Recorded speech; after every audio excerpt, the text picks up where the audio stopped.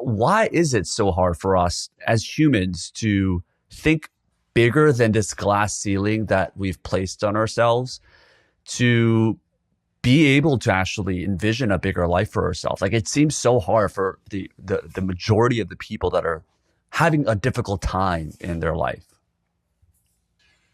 Yeah, so the reason it's difficult is no different than the reason it's difficult to drive a car in the Indianapolis 500 at 260 miles an hour. And here's the answer: because you have not been trained how to.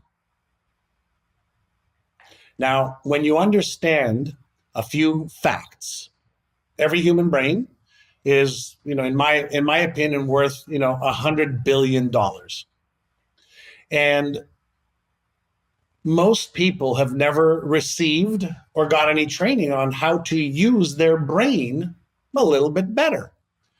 So without knowing how to do it, without knowing what to do, without knowing why do it, without knowing how to shift your perspective, shift your attention, shift your focus, without knowing how, we are left ignorant. And when we have ignorance, just not knowing, then we repeat patterns. And so most people, are in a picture and you can't see yourself out of the picture because you've got this frame around you, and everywhere you go, that's where you are, and that's how you see the world. And we see the world as we are, not as it is. And there's only 4 things that hold us back. It's not 400. It's 4 things just based on how the human brain works. And so I like to start everybody off by asking a question. If you're watching or listening to this, just play along with me. So I'll give you a fact. There's been approximately 107, 108 billion human beings that have walked on our beautiful blue planet. Was any one of them, any one out of 107 billion, born with any beliefs, positive, negative, empowering, disempowering, constructive or destructive beliefs about anything? Yes. And Sean, you can answer. Yes.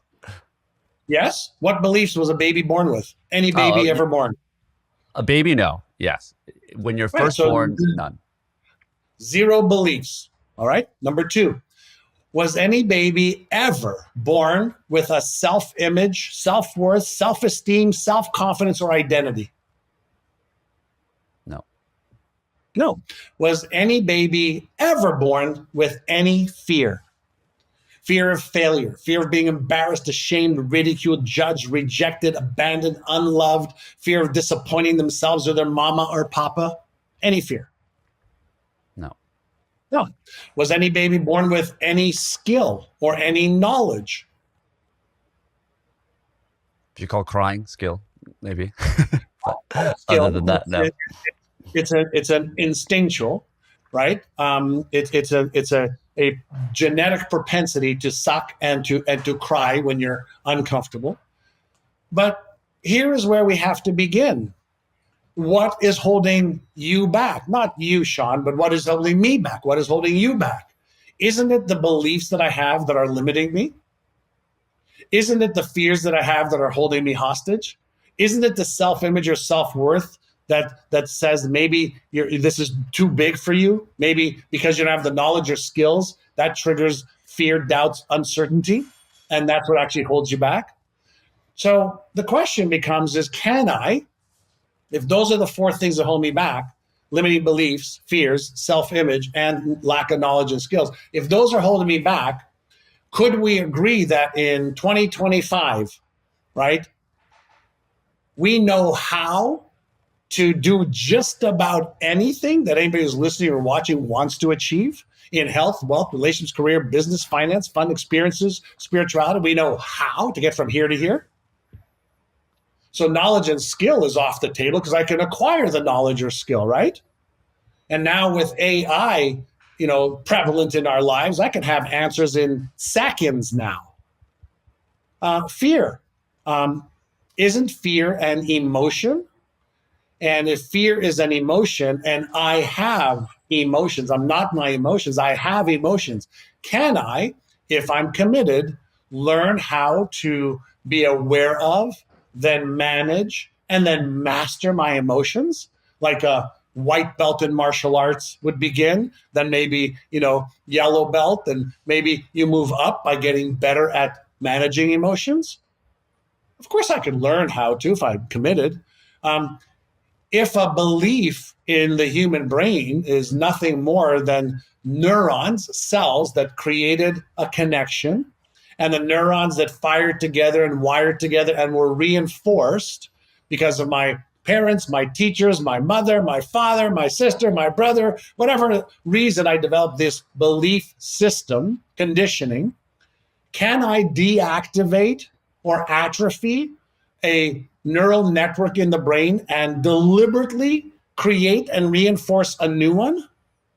And before anybody says no, think about this. If you learn 5 new words in a language you don't know, isn't that your brain firing the neurons? You're learning a new few words, and through repetition, you can learn that, water can be lo, or water can be mime, or water can be a different name in a different language, but water is water and it has 5 different names in 5 different languages. Well, that is nothing more than a neural pattern that's been reinforced. That's what beliefs are.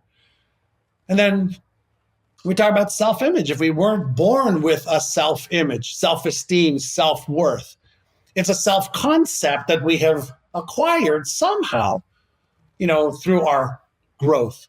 Well, is it possible that a self-image is also nothing more than neurodes, right? Cells that connected, that then got reinforced, and now we have this self-concept? Well, is it possible to shift identities, create a new identity? And again, I tell people, before you say no, ask yourself this question. What do Hollywood actors and actresses master? They develop a new identity based on a script.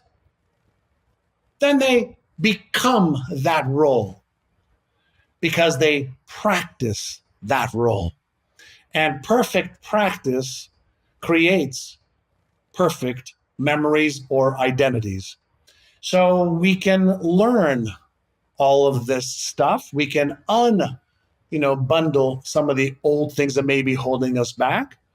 And in a world where all the how-to is readily available at our fingertips now, I ask my students, if that's the truth, which I know it is, then why not you? Why not now? And let's set a big vision and goals that you have that'll make your life a masterpiece without you having to settle for less. That is what I learned literally starting in 1980, and I have not stopped the journey of self-discovery and brain research and research on the universe, energy, intelligence, or lack thereof. As I'm just passionate about it because it's transformed my life and the lives of hundreds of thousands of my students.